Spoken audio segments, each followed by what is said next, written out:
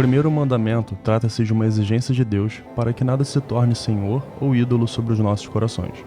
O objetivo é para que a fé se desenvolva e se consolide no único e verdadeiro Deus. Como nos alerta o pastor Davi Pelosi, é necessário nos atentarmos ao primeiro mandamento, pois só assim poderemos obedecer o restante do decálogo e, por fim, desfrutar de suas bênçãos. Sou seu host, Gabriel Igarashi.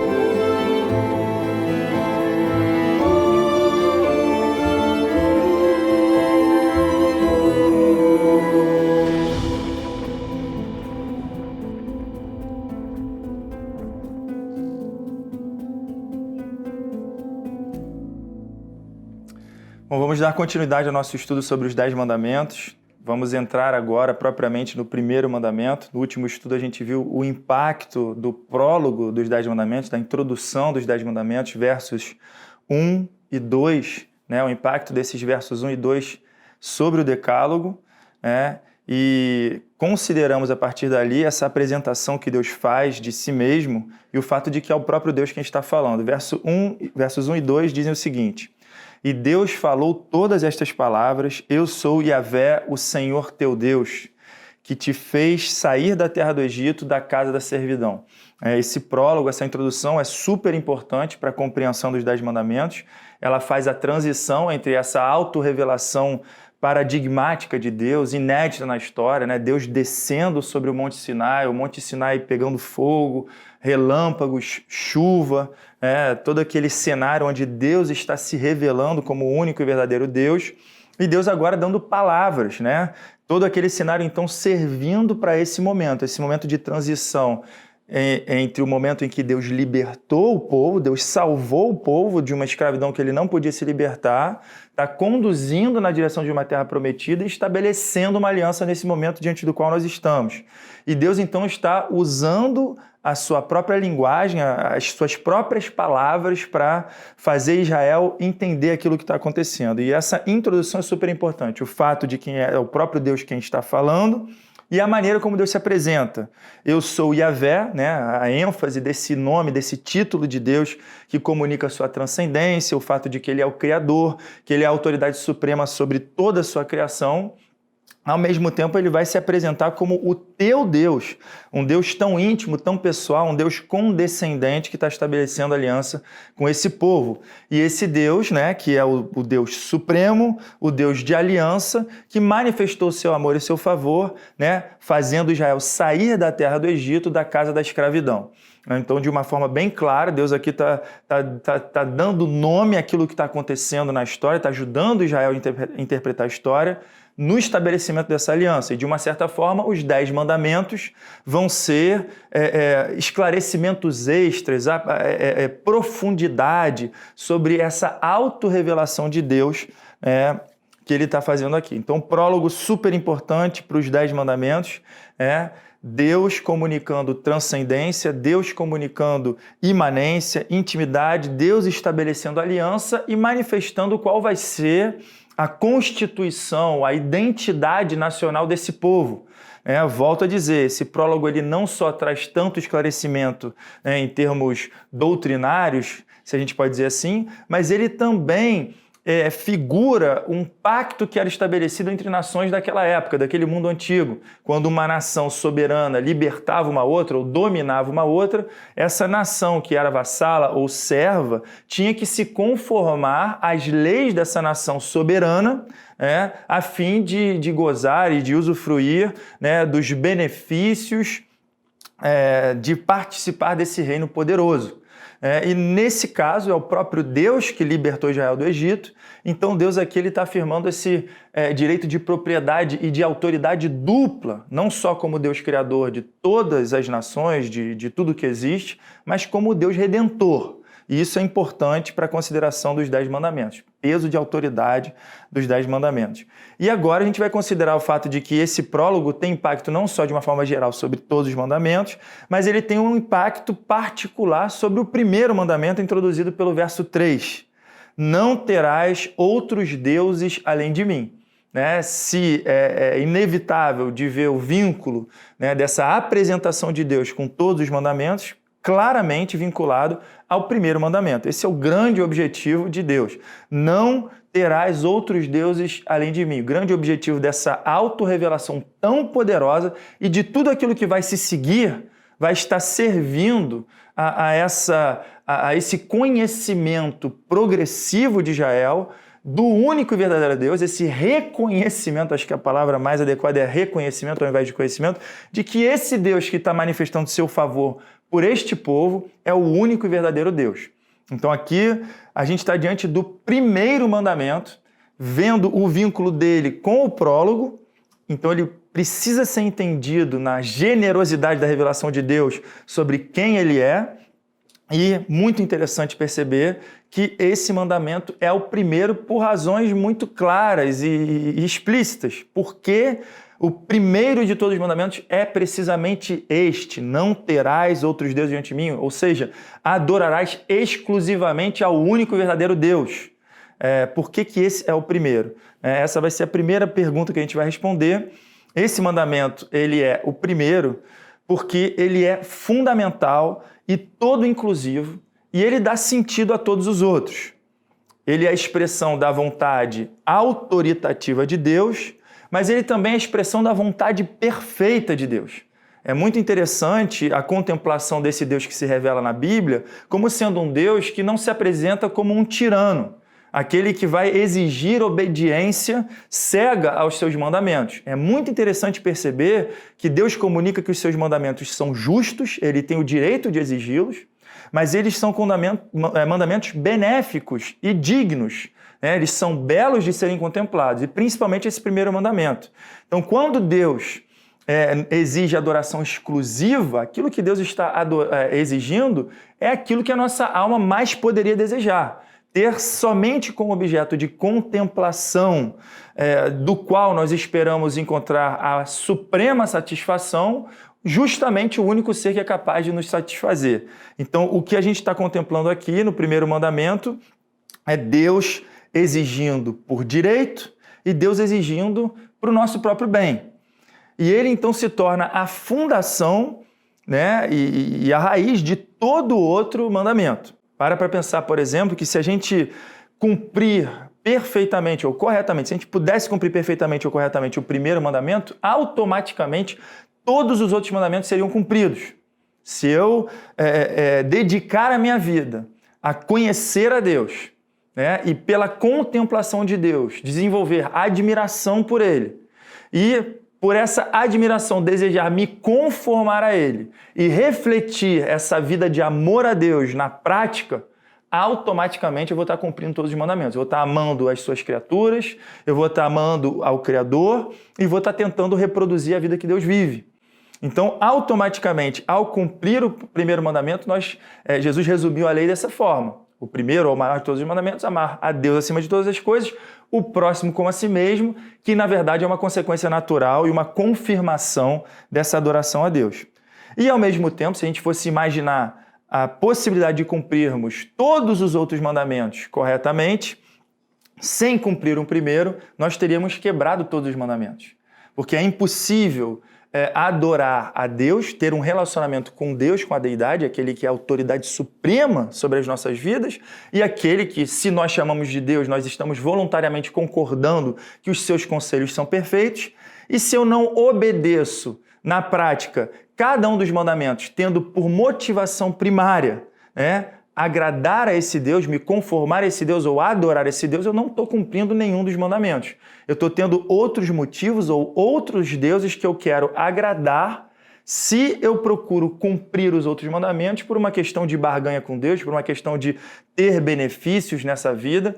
Eu não estou cumprindo nenhum dos mandamentos se eles não estão sendo cumpridos, tendo como razão primária o mandamento de adorar a Deus. Então, quando a gente pergunta, por exemplo, olhando para os mandamentos, por que alguém não comete adultério, por que alguém não rouba, por que alguém vai à igreja com tanta disciplina todos os domingos, procurando guardar essa concepção do sábado, a resposta, por mais legítima que seja a motivação, se ela for uma motivação secundária, ela não está servindo para o cumprimento de nenhum dos mandamentos.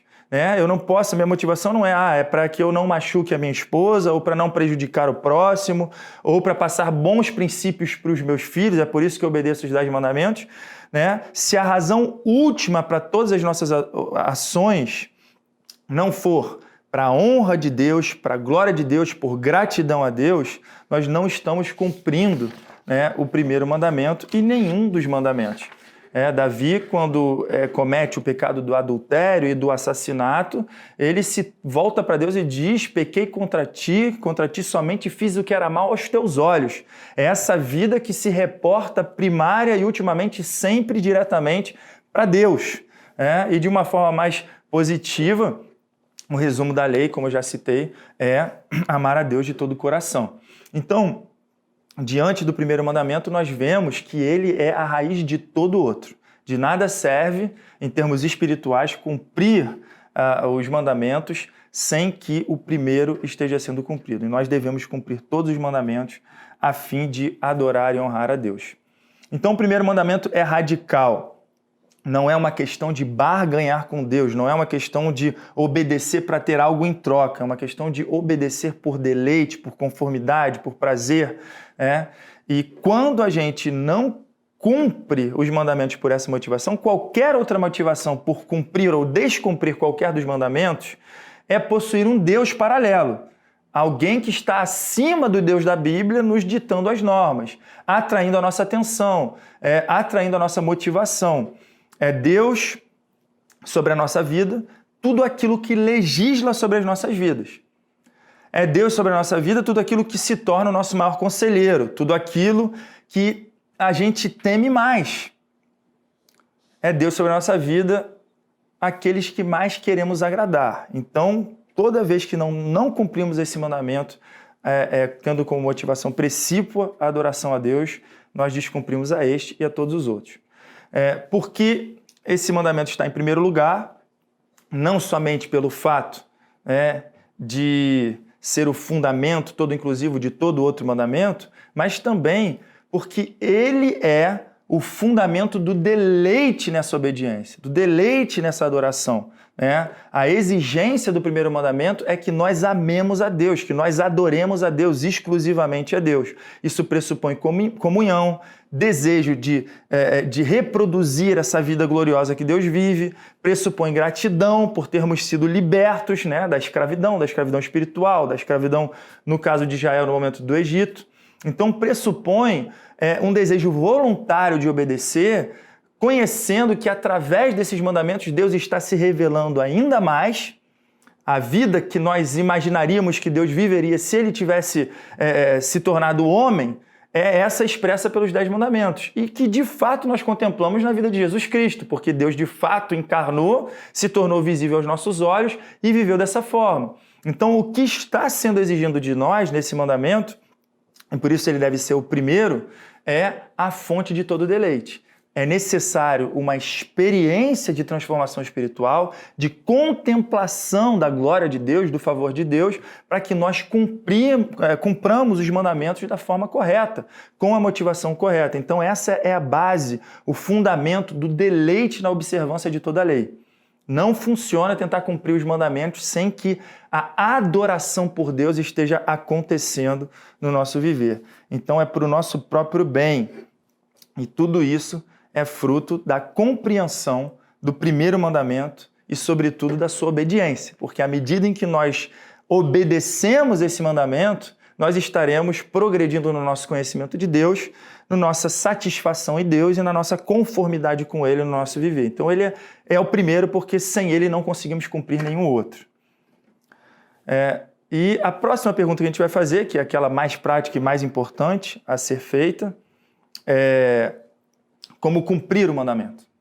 E isso será respondido por uma série de outras perguntas. Por exemplo, primeira coisa para poder cumprir esse mandamento é entender o que ele exige.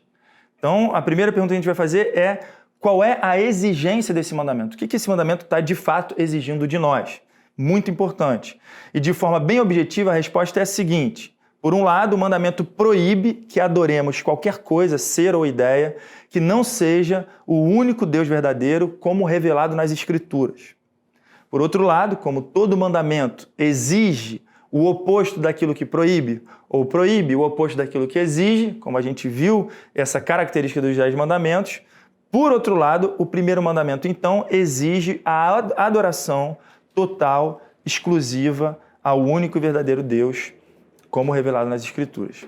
Então, o que significa, em primeiro lugar, proibir a adoração de qualquer outro Deus? É claro que o conceito bíblico é que não existe outro Deus além do único e verdadeiro Deus.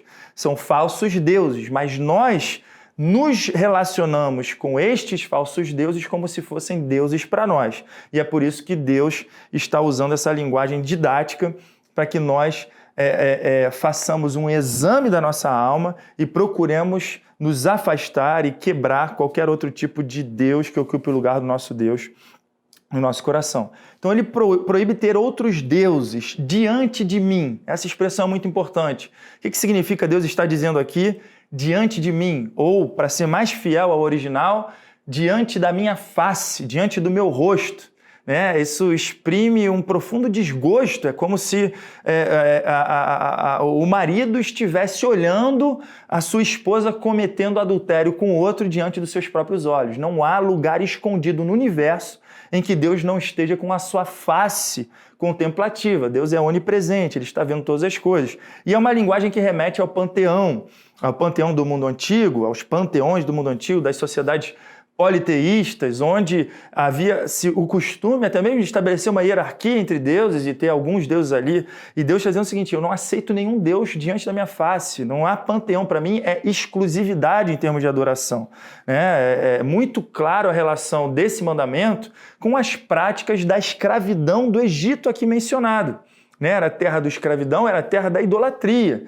Egito era uma das nações mais idólatras, mais politeístas, do mundo antigo, e a gente viu como que Deus está nesse processo de desbaratar, de destruir todo o conceito falso de deidade que vai governar o rio Nilo, de deidade que vai se manifestar como se fosse o sol, que vai controlar as forças da natureza, e Deus então com as 10 pragas derrota um por um dos principais deuses do Egito, e em seguida na montanha, no Sinai, ele se manifesta como o grande governador e controlador de todos os elementos da terra. Então aqui a gente percebe com muita clareza que Deus não quer que tenhamos nenhum outro Deus diante dele. E não ter outro Deus diante dele é nunca ter nenhum outro Deus e ponto final, porque ele está em todos os lugares com os seus olhos voltados para nós. Ele proíbe ter outros deuses ao lado de Deus ou diante de Deus. E é bom que a gente faça um exame na nossa alma, porque existe essa frase ou esse conceito que é muito praticado e que tem o seu valor, de uma certa forma, proporcional, mas que a gente tem que tomar cuidado. Quando a gente diz aquela lista de hierarquia, não, Deus vem em primeiro lugar na minha vida, em segundo lugar a família, depois a igreja e depois o trabalho ou o estudo. O problema é que a linguagem de Deus aqui não permite essa fragmentação da nossa vida. Ele é Deus na nossa vida por completo, na nossa vida em termos de piedade, na nossa vida em termos de família, na nossa vida em termos de igreja, na nossa vida em termos de estudo. O mundo é o palco de Deus e tudo deve viver para glorificá-lo em tudo aquilo que fazemos. Então a gente tem que tomar cuidado. Deus tem que ter a direção suprema em todas as áreas das nossas vidas, e é Ele que tem que receber essa adoração exclusiva. Não é à toa que a gente vê, por exemplo, no caso de Abraão, o risco que ele sofreu de tratar Isaac como um ídolo, e ter atravessado aquele teste, entre outras coisas, um teste para avaliar se a idolatria no coração dele estava presente. Então, não se pode ter Deus e mais alguma coisa na nossa vida. Ele é supremo e tudo aquilo que temos devemos ter nele e orbitando em torno dele e nos relacionando com tudo a fim de devolvermos a glória e a gratidão para ele. E é muito triste que vejamos nos nossos dias muito cristão que deveria comunicar acima de tudo aquele grande contentamento do apóstolo Paulo, que sabia estar satisfeito com toda e qualquer circunstância, e vemos cristãos muito tristonhos, sempre na espera de que algo mais aconteça nas nossas vidas, e normalmente de cunho temporário, de cunho efêmero. Quando a gente olha para Deus como nosso bem supremo, como esse que é capaz de satisfazer todas as demandas da nossa alma, nós deveríamos observar com muito mais frequência testemunhos como o do apóstolo Paulo, né? Ou de outros cristãos que estão satisfeitos em Deus e demonstram essa satisfação em Deus. E dessa forma a gente vai avaliando se temos ídolos ou não no nosso coração, né? Como alguém já disse, quem tem Deus e tem tudo não tem mais do que quem tem somente Deus. É óbvio, porque quem tem Deus tem tudo. Então a gente tem que avaliar essa questão do pluralismo nos nossos corações, pluralismo religioso, muitos deuses disputando com um lugar que cabe exclusivamente ao único Deus por direito. Era algo que marcava o Egito, é algo que a tradição católica romana importou pelo seu contato com outras religiões politeístas, fazendo de santos pequenos deuses, né? A gente não busca mais a Deus para resolver todo e qualquer problema da nossa vida. Nós somos direcionados pelo catolicismo romano a procurar santos, a fim de que um santo cuide da área do casamento, outro santo cuide do cuidado das crianças, um outro santo cuide dos milagres e assim por diante. Isso nada mais é do que fragmentação de Deus, do poder de Deus, da exclusividade de Deus e multiplicação de pequenos deuses. Então nós temos que nos desvencilhar desses conceitos. Então é isso que significa essa expressão diante de mim. Ele é Deus exclusivo que exige adoração exclusiva.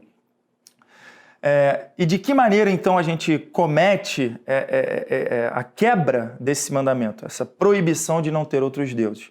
De uma certa forma, a forma mais óbvia e mais clara, são essas falsas concepções de deuses, como Paulo vai dizer, deuses que por natureza não são, né? Deuses que de fato não são, mas que as religiões nomeiam, as religiões representam, né, muitos outros deuses. E a gente tem que ter essa atenção para não, de forma alguma, não nos associarmos a qualquer conceito de Deus que não seja. De forma um pouco mais camuflada, existem os ídolos do coração. Como eu citei o caso de Abraão, o teste que Deus estabeleceu com ele, e uma obra muito importante de Foster, que se chama Dinheiro, Sexo e Poder, ele aborda com muita clareza de que maneira as coisas que podem ser legítimas, coisas que podem ser boas, por uma forma de supervalorização do nosso coração destas mesmas coisas, nós acabamos transformando estas coisas em deuses, e elas vão ocupando o lugar do nosso coração. Tudo aquilo que, se a gente imaginar que se perdermos, a nossa vida está acabada. Tudo aquilo que exige a maior dedicação do nosso tempo, dos nossos sacrifícios, dos nossos objetivos de vida, quando eles são efêmeros. Tudo aquilo que toma o tempo que deveria ser dado a Deus por direito e para o nosso próprio bem. E tudo aquilo que promete ter poderes divinos, como o poder, a influência, a visibilidade, tudo aquilo que almejamos ter e conquistar e para o qual consagramos o nosso tempo, a nossa vida e às vezes até temos uma relação como se fosse um templo. Alguém já disse que nessa sociedade de consumo na qual nós vivemos, os grandes shopping centers têm a impressão de serem os templos da nossa geração. Lá nós vamos para encontrar identidade, lá nós vamos para sacrificar o suor do nosso trabalho, às vezes sacrificar o tempo que deveríamos ter dedicado para estar com os nossos filhos, para nos revestirmos e comunicarmos uns aos outros que o Deus do dinheiro é que dá importância à nossa vida, que a glória do dinheiro é o que importa para nós. Então, de todas essas formas, nós percebemos como esses elementos, dinheiro, sexo, poder, que muitas vezes estão vinculados, acabam ocupando o lugar de Deus na nossa vida, e por isso disse Jesus que ninguém pode servir a dois senhores. E o dinheiro é particularmente importante considerar, porque ele, sendo potencializado por Satanás, ele acaba sugerindo ser um Deus. Poderes que, claro que quando a gente considera a moeda, o papel, não estão ali, mas por trás disso todo um sistema é construído. Então ele promete poder, ele promete aceitação, ele promete segurança, ele promete estar presente no mundo inteiro. E quando a gente contempla todas essas promessas, percebemos que somente Deus é capaz de bancar, de fato, tudo isso. E normalmente uma característica de todo falso Deus é aquela de destruir né, aqueles que tentam segui-lo, né, de não recompensar aquilo que se espera deles. Então, essas frustrações todas serão encontradas nas nossas vidas se não adorarmos exclusivamente o único e verdadeiro Deus. E uma outra forma, ainda mais camuflada, né, através da qual nós cometemos o pecado de quebrar o primeiro mandamento, é a falsa concepção do verdadeiro Deus. Isso é um tipo de idolatria, que a gente vai entender um pouco melhor no segundo mandamento, mas nos aproximarmos da igreja, como disse Paul Washer certa vez, talvez o domingo pela manhã seja o momento onde o mundo comete mais idolatria. Porque muitas pessoas usam o nome de Deus, usam termos bíblicos, usam o nome de Cristo, né, para adorar uma ideia diferente de Deus, uma ideia que não é bíblica de Deus, uma ideia que não é bíblica de Cristo. E às vezes a gente ouve isso, né, por uma questão de superficialidade do conhecimento de Deus, por uma questão vaga, né, um emocionalismo, onde repetimos muitas vezes a mesma palavra nos nossos cânticos, na nossa adoração, sem que nós estejamos preenchendo esses termos de forma bíblica. Não é suficiente usar termos bíblicos. É necessário que os termos bíblicos sejam definidos biblicamente. E é isso que Deus está fazendo aqui.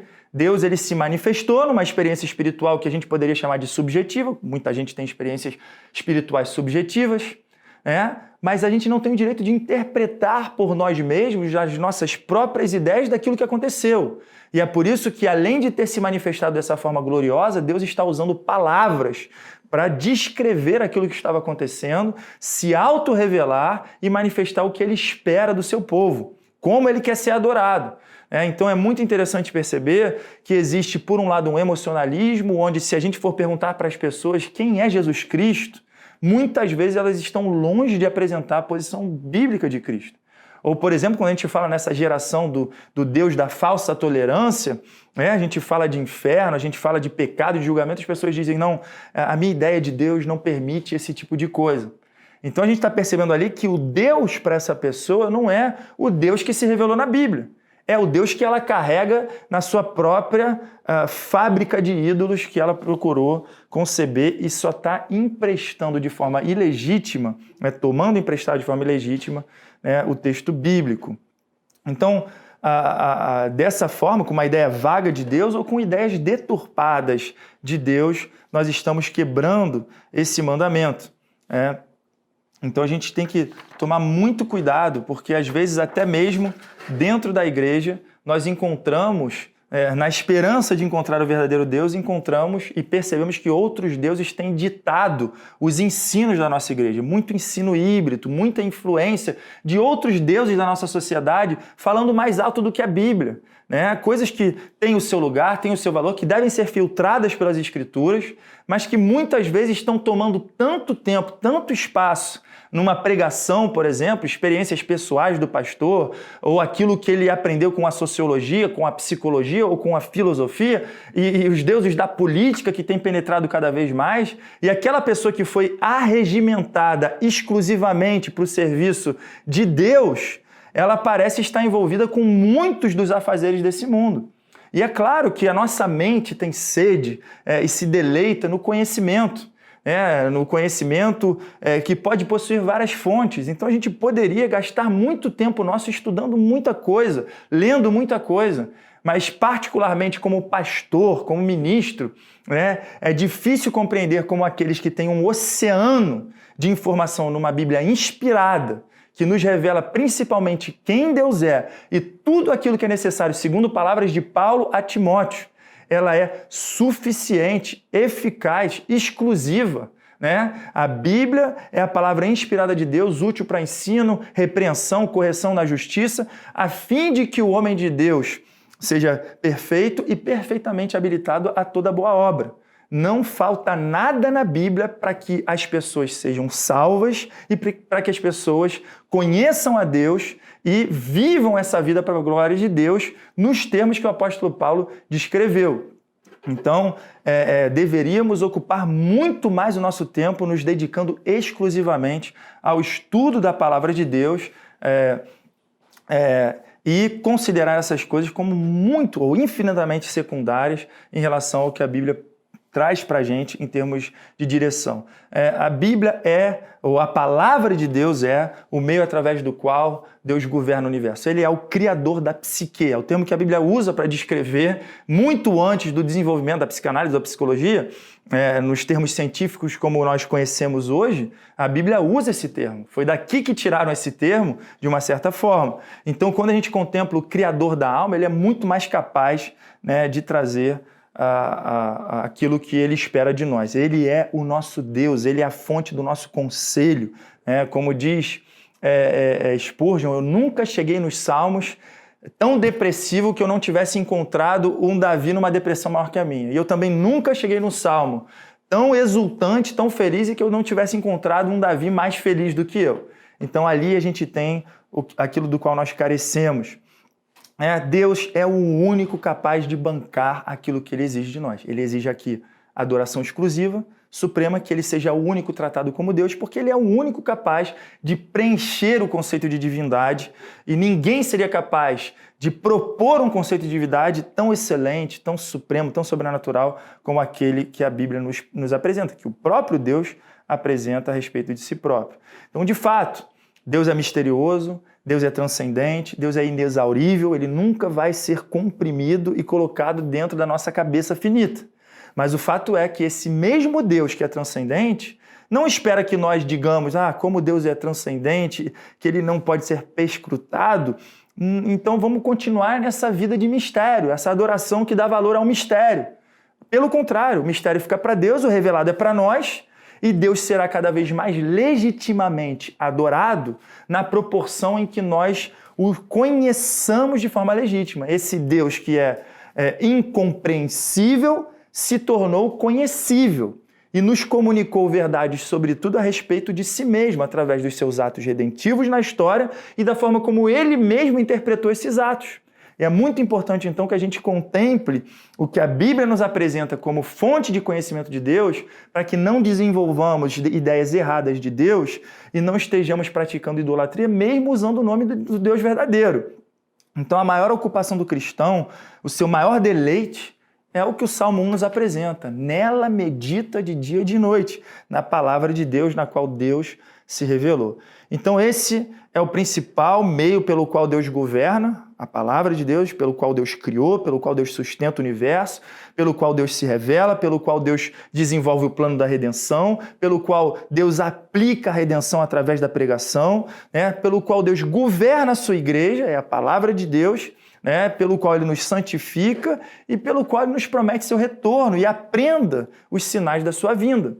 Muito importante ver o lugar central da palavra de Deus como meio de conhecimento do verdadeiro Deus, a fim de que possamos cumprir o primeiro mandamento. Então, proíbe qualquer ideia falsa de Deus, qualquer relacionamento de adoração com deuses que não o são. E, por outro lado, ele comanda a adoração exclusiva ao único e verdadeiro Deus. Como Jesus, já mencionei, ele resume a lei, dizendo que o maior de todos os mandamentos é amar a Deus acima de todas as coisas.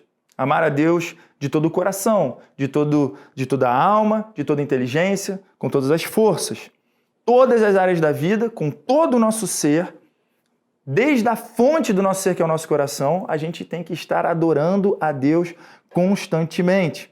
Isso significa que a gente tem que adorar a Deus de todo o entendimento, exatamente dessa forma que eu venho de apresentar, que eu acabo de apresentar, ou seja, através do veículo mais seguro através do qual Deus se revela, a Bíblia, pegar informações sobre esse Deus, e isso haverá de alimentar o meu conhecimento de Deus. Eu não vou estar aqui como um adolescente apaixonado, amando uma ideia fictícia, de uma pessoa que eu sei que é imperfeita e que nunca vai sustentar essa idolatria que eu estou fazendo dela. Aqui eu estou diante do Deus verdadeiro.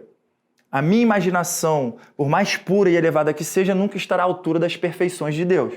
Então o caminho é o contrário. Eu posso lutar para conhecer a Deus, porque cada conhecimento a mais a respeito de Deus haverá de despertar a adoração maior, de todo o entendimento, consagrando a minha mente ao conhecimento de Deus. De toda a minha alma, a sede das afeições, Isso significa que eu vou, através desse conhecimento, orar e, naturalmente, conhecendo a Deus de fato, isso vai despertar afeições no meu coração, desenvolver afeições legítimas por Deus. Não é afeição pela minha ideia de Deus, não é aquela afeição emocionalista onde eu grito glória a Deus, mas, ao mesmo tempo, a minha esperança é de receber uma bênção através dele. Não é um Deus que está aqui para financiar minha idolatria, para trazer a resposta daquilo que eu vim buscar. É o Deus que eu digo glória a Deus porque eu estou contemplando e conhecendo a Ele, porque eu estou desenvolvendo um relacionamento com Ele. As afeições afloradas pelo conhecimento de Deus. Essa é a afeição legítima, aquela que é provocada por um conhecimento, pelas razões da nossa afeição. E de toda a sua força, que significa que uma vez que eu contemplei, que eu conheci, contemplei a glória de Deus, que eu me afeiçoei, que eu passei a amar, autenticamente adorar, eu quero agradar, eu quero me conformar e eu vou me esforçar para que a minha vida se pareça cada vez mais com a vida de Deus. Então eu vou pegar os 10 mandamentos agora, não só para entender o que eles revelam de Deus, mas vou colocar em prática, porque na experiência eu vou conhecer ainda mais de Deus. Então é me esforçar para praticar. E isso aqui é o que precisa ser aplicado sobretudo ao primeiro mandamento. Conhecer a Deus e amá-lo, né? Com toda a força, todo o entendimento, e com todas as minhas afeições. E é isso que Deus diz, diante da minha face, adorar a Deus em todos os lugares. Então, dessa forma, nós contemplamos aquilo que o primeiro mandamento exige. Ele proíbe que nós tenhamos qualquer outro tipo de concepção de Deus ou adore qualquer outro tipo de concepção de Deus que não seja o único e exclusivo Deus, Deus revelado na Bíblia, e que a gente, por outro lado, adore exclusivamente somente a Ele. A partir de então, nós vamos considerar motivações extras, ainda mais profundas, né? Porque à medida em que a gente contempla o que o mandamento exige, uma das coisas mais claras é contemplar o quão longe a gente está de cumpri-lo. E é muito importante porque isso nos empurra sempre, como Paulo nos diz, para Cristo, para entender como que Cristo preencheu perfeitamente esse mandamento. Ele foi a revelação mais suprema da glória de Deus, o nosso conhecimento mais claro, mais profundo. Aqui, os 10 mandamentos, a gente aprende muito sobre Deus. Mas Jesus Cristo, sendo o Verbo encarnado, é a expressão mais clara da glória de Deus que nós podemos conhecer. Então, ele preenche esse mandamento mostrando a total amabilidade de Deus e, ao mesmo tempo, ele cumpre esse mandamento no nosso lugar. Ele adora a Deus perfeitamente com todo o seu viver e é morto no nosso lugar para assumir a culpa de nós transgredirmos particularmente esse mesmo mandamento. Porque uma das características do julgamento de Cristo que o levou à cruz foi o ter sido condenado como alguém que se tornou um ídolo para si mesmo, que se autoproclamou Deus. Essa foi uma das acusações que ele recebeu. É claro que isso é algo legítimo em Cristo, porque ele é o próprio Deus, mas é interessante perceber como ele é punido no nosso lugar por ter sido acusado de quebrar esse mandamento específico que nós quebramos quando nós fazemos de nós mesmos o nosso próprio Deus e adoramos a nós mesmos. Então é muito importante, nós vamos considerar isso juntos para que a gente entenda que o perdão já foi garantido por Cristo, e em Cristo temos motivação extra, então vamos considerar no próximo estudo algumas motivações extras para cumprirmos esse mandamento. Primeira resposta é a compreensão da exigência desse mandamento é necessária para que a gente possa cumpri-lo. E eu vou concluir citando o Grande Catecismo de Westminster, que resume qual é a exigência desse mandamento. Os deveres exigidos no primeiro mandamento são o conhecer e reconhecer Deus como o único e verdadeiro Deus e nosso Deus, e adorá-lo e glorificá-lo como tal, pensar e meditar nele, lembrar-nos dele, altamente apreciá-lo, honrá-lo, adorá-lo, escolhê-lo, amá-lo, desejá-lo e temê-lo. Crer nele confiando, esperando, deleitando-nos e regozijando-nos nele. Ter zelo por ele, invocá-lo, dando-lhe todo louvor e agradecimentos, prestando-lhe toda a obediência e submissão do homem todo. Ter cuidado de o agradar em tudo e tristeza quando ele é ofendido em qualquer coisa. E andar humildemente com ele. Essa é a exigência. Essas são as exigências do primeiro mandamento. Oremos. Senhor, nós te agradecemos porque no teu favor e na tua graça, tu nos livra, Senhor, de grande transgressão ao exigir que não adoremos nenhum outro Deus. Tu és um Deus justo, Senhor amado, e transgredir esse mandamento é criar ídolos e rivais diante da tua presença, estes que jamais teriam vida ou existência sem que tu os estiveste sustentando. Perdoa-nos, Senhor, pelas nossas transgressões. Mas nós queremos, Senhor amado, te agradecer porque a exigência desse mandamento também nos protege. Senhor, nos conduzindo à única fonte de satisfação que poderíamos encontrar. Obrigado porque exigir adoração exclusiva não é sinal de capricho teu, é sinal de bondade tua, é sinal de justiça. Porque nós nunca encontraremos em lugar nenhum essa satisfação que só pode ser encontrada em ti. Te agradecemos, Senhor amado, por esse mandamento. Te agradecemos especialmente por Cristo ter cumprido perfeitamente esse mandamento e te pedimos em nome de Jesus, Senhor amado, que nós, em Cristo, possamos, de forma ainda mais progressiva, cumprir esse mandamento. Em nome de Jesus. Amém.